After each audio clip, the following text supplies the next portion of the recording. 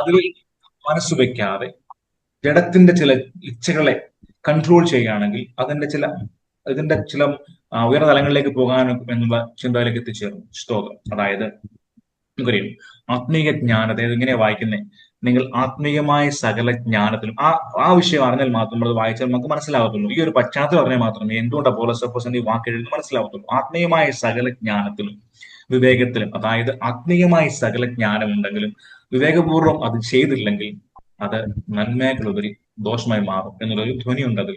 അതിന് ആദ്യ വാക്കുകൾ ഇങ്ങനെയാണ്: നിങ്ങൾ പൂർണ്ണ പ്രസാദത്തിനായി കർത്താവിന് യോഗ്യമാകുമെന്ന് നടക്കണം.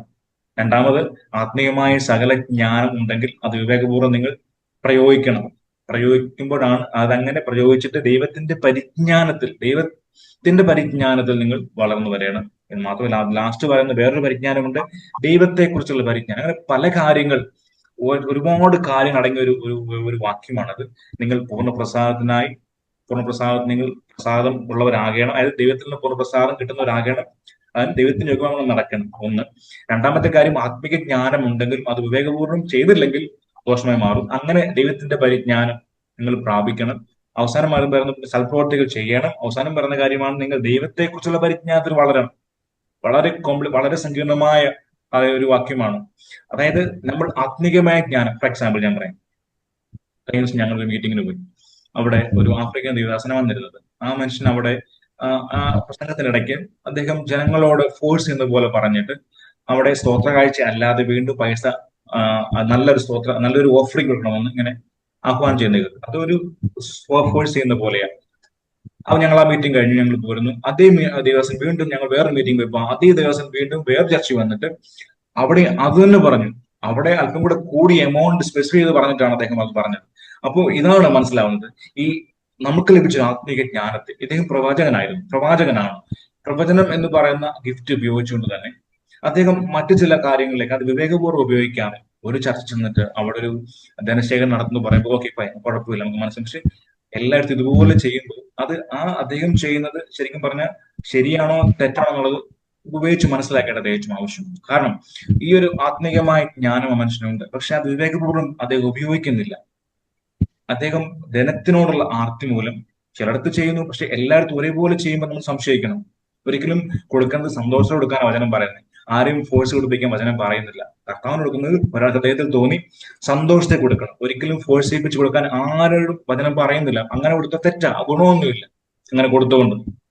പക്ഷെ ഹൃദയത്തിൽ കൊടുക്കുമ്പോൾ ഒത്തിരി ഗുണം ചെയ്യും, ദൈവം നന്മ ചെയ്യും. ഹല്ലേലൂയ. സോ മറ്റൊരാളെ കണ്ടത്, അദ്ദേഹം ആൾക്കാരുടെ കൈവെക്കുന്നു, പക്ഷെ അദ്ദേഹം പലപ്പോഴും ബലം പ്രയോഗിച്ചിട്ട്, ദൈവദാസന്മാർ നമ്മുടെ ദേഹത്തോ തലയിൽ കൈവെക്കുമ്പോൾ നമ്മൾ സ്ലൈനായി വീഴുന്നു, ദൈവശക്തി നമ്മൾ വ്യാപരിച്ച് നമ്മൾ നിലത്ത് വീഴുന്നൊന്നും തെറ്റാണെന്ന് ഞാൻ പറയത്തില്ല. ഞാൻ അനുഭവിക്കുന്ന ആളുമാണ്, തെറ്റാണെന്നല്ല ഞാൻ പറയുന്നത്. പക്ഷെ ഞാൻ കണ്ട കാര്യം, ഒരാൾ വളരെ ബലം പ്രയോഗിച്ച് ആൾക്കാരെ നിലത്തേക്ക് തള്ളിയിടുന്ന ഒരു നേരിട്ട് കണ്ടതാണ്. അപ്പൊ അതൊക്കെ ഒരിക്കലും ഒരു ആത്മീയ ജ്ഞാനമുള്ള വ്യക്തി അല്ലെങ്കിൽ ആത്മീയ കൃപാവരമുള്ള വ്യക്തി കാണുന്ന വിവേകപൂർവ്വമല്ലാത്ത പെരുമാറ്റം, വിവേകപൂർവ്വമല്ലാത്ത ഉപയോഗമാണ് അതിനെ പലപ്പോഴും നമ്മൾ നിരുത്സാഹപ്പെടുത്തേണ്ടത് ആവശ്യമാണ്. ഒരിക്കലും അങ്ങനെ ചെയ്തുകൂടാ. അങ്ങനെ ഒരാളുടെ മേൽ കൈവെക്കുമ്പോൾ ദൈവത്തിന്റെ ശക്തിയാണ് ആ മനുഷ്യനിലേക്ക് പ്രവർത്തിക്കുകയും അവിടെ സംഭവിക്കുന്ന മാറ്റങ്ങൾ കാരണമുണ്ടാകും.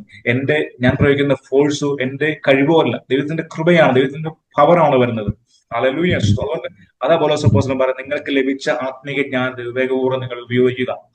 ഹല്ലേലൂയ. സ്തോത്രം. വിവേകപൂർവ്വം ഉപയോഗിക്കുക എന്ന് പറഞ്ഞാൽ അതാണ് അവിടെ വ്യക്തമാക്കുന്നത്. ഒരിക്കലും നമുക്ക് ലഭിച്ച ഒരു ആത്മീയ ജ്ഞാനം നമ്മുടെ കഴിവുകൊണ്ടാണെന്നോ അല്ലെങ്കിൽ നമ്മൾ ആർജിച്ചാണെന്നുള്ള ഒരിക്കലും ചിന്ത ഉണ്ടാകാൻ പാടില്ല. ദൈവത്തിന്റെ ദാനമാണെന്നൊരു ബോധ്യം ഉണ്ടാകണം. അത് നമ്മൾ എത്ര പ്രവർത്തിച്ചാലും നമ്മുടെ കഴിവുകൊണ്ട് അതിനെ കൂട്ടാൻ പറ്റത്തില്ല എന്നൊരു ബോധ്യം നമുക്ക് ഉണ്ടാകണം. ദൈവത്തിൽ നിന്ന് കിട്ടാതെ, ദൈവത്തിന്റെ കൃപയിൽ നിൽക്കാതെ ഒരിക്കലും നമുക്ക് ലഭിച്ച ആത്മീയ ജ്ഞാനത്തെ, നമുക്ക് ലഭിച്ച ആത്മീയമായ കൃപയെ നമുക്കതിനെ വർദ്ധിപ്പിക്കാൻ സാധ്യമാകില്ല എന്നുള്ള തിരിച്ചറിവ് നമുക്ക് ഉണ്ടാകണം. ഹല്ലേലൂയ. അങ്ങനെയാണ് നമ്മൾ ദൈവത്തിന്റെ ഹിതത്തിന് ഒത്തവണ്ണം നടക്കുന്നത്. അവിടുത്തെ ഹിതപ്രകാരം നമ്മൾ വലിയൊരു വാക്യം, ഒരുപാട് കാര്യങ്ങൾ പറയേണ്ട ഒരു വാക്യമാണ്. ഞാനിപ്പോ ഇത് മാത്രമേ പറയുന്നുള്ളൂ. ആത്മീക ജ്ഞാനം വിവേകത്തോടെ ഉപയോഗിക്കുക. സ്തോത്രം. ഹല്ലേലൂയ. നമുക്ക് കിട്ടിയ ആത്മീക ജ്ഞാനം വിവേകപൂർണ്ണമായി ഉപയോഗിക്കാനുള്ള കൃപ നമ്മളിലേക്ക് ദൈവം പകരട്ടെ. ഹല്ലേലൂയ. ഇത് അപേക്ഷ പോലെ അപ്പോസ്തലൻ പറയുകയാണ്, ഈ ദിവസങ്ങളിൽ നമുക്ക് ലഭിച്ച ഏതെങ്കിലും ആത്മീയ ജ്ഞാനം നമുക്കുണ്ടെന്ന് തോന്നുന്നെങ്കിൽ അത് മേൽമേ വർദ്ധിക്കുന്നതിനായി നമ്മുടെ ഒരു എഫേർട്ട് അല്ല, മറിച്ച് കർത്താവ് കൃപയ്ക്കായി ആഗ്രഹിപ്പാൻ, കൃപയ്ക്കായി അത് പ്രതീക്ഷിച്ചുകൊണ്ടിരിക്കാൻ ദൈവം നമ്മളെ സഹായിക്കട്ടെ. ഹല്ലേലൂയ. അങ്ങനെയാണ് നമ്മൾ വർദ്ധിക്കേണ്ടത്. ഒരിക്കലും നമ്മുടെ ഭാഗത്തെ ഉറപ്പായിട്ട് വേണം. ആത്മീയമായ ചില സ്റ്റെപ്പുകൾ വെക്കേണ്ടത്. ഇപ്പൊ ഫാസ്റ്റിങ്ങോ പ്രയറോ അന്യഭാഷ പ്രാർത്ഥിക്കുകയോ ദൈവസ്ഥലിൽ പോയി ചില സമയം ചെലവഴിക്കുന്നൊക്കെ ഓഫ് കോഴ്സ് നല്ല കാര്യങ്ങൾ. പക്ഷെ അത് അതിനപ്പുറത്തേക്ക് ദൈവത്തിന്റെ കൃപയാണെന്നുള്ള ബോധ്യം നമ്മളിലേക്ക് ഉണ്ടാകണം. അല്ലെങ്കിൽ നമ്മുടെ പ്രവൃത്തി കൊണ്ടാണ്, ഓഫ് കോഴ്സ് അതൊക്കെ നമ്മൾ ചെയ്യണം, അത് ക്രിസ്ത്യൻ ഡിസിപ്ലിൻസിന്റെ ഭാഗമാണ്. പക്ഷെ അതുപരി ദൈവത്തിന്റെ ദാനമാണെന്നൊരു ബോധ്യം നമ്മളുടെ ദിവസങ്ങളിൽ ഉണ്ടാകട്ടെ എന്നുള്ള പ്രാർത്ഥന ദിവസങ്ങൾ നമ്മൾ ഏറട്ടെ ഞാൻ ആഗ്രഹിക്കുന്നു, പ്രാർത്ഥിക്കുന്നു. പൗലോസപ്പോസ്തലന്റെ ആ ലേഖനത്തിൽ അധികമായി പഠിപ്പാൻ, അധികമായി അതിൽ മനസ്സിലാക്കാൻ തക്കണം ഇനി ഞാൻ ആഗ്രഹിക്കുന്നുണ്ട്. അത് നമുക്ക് വരും ദിവസങ്ങൾ നമുക്ക് ഡിസ്കസ് ചെയ്യാം. നിങ്ങളെ സഹായിക്കുമാറാടെ. ഇനിയും കുഞ്ഞുങ്ങളുടെ സ്കൂളും തുറക്കുകയാണ്, അധികം സംസാരിക്കാൻ ആഗ്രഹിക്കുന്നില്ല. തുടർന്ന് നമ്മൾ പ്രാർത്ഥിക്കാനായി പോവുകയാണ്. ഒന്നുകൂടി പറയാം, നമുക്ക് ലഭിച്ച ആത്മീയമായ ജ്ഞാനങ്ങളെ, നമുക്ക് ലഭിച്ച ആത്മീയ കൃപകളെ, നമുക്ക് ലഭിച്ച ആത്മീയമായ നന്മകളെ ദൈവത്തിന്റെ ദാനമാണെന്നുള്ള ബോധ്യത്തിൽ, അത് നമ്മുടെ ജഡത്തിന്റെ പ്രവൃത്തികൾ അല്ല, ദൈവത്തിന്റെ ദാനമാണെന്നുള്ള ബോധ്യ ദിവസങ്ങളിൽ അങ്ങനെ അതിൽ വളരുവാൻ തക്കണം ദൈവം നമ്മളെ സഹായിക്കട്ടെ എന്ന് പ്രാർത്ഥിക്കുന്നു, ആഗ്രഹിക്കുന്നു. നമുക്ക് പ്രാർത്ഥിക്കുന്ന കണ്ണുകളെ അടയ്ക്കാം. ദൈവം നമ്മളെ സഹായിക്കട്ടെ. സാക്ഷ്യങ്ങൾ പറയാനുള്ള സമയത്ത് ദൈവം നമ്മുടെ സമയത്തെ എടുത്താലും സ്റ്റോപ്പ്.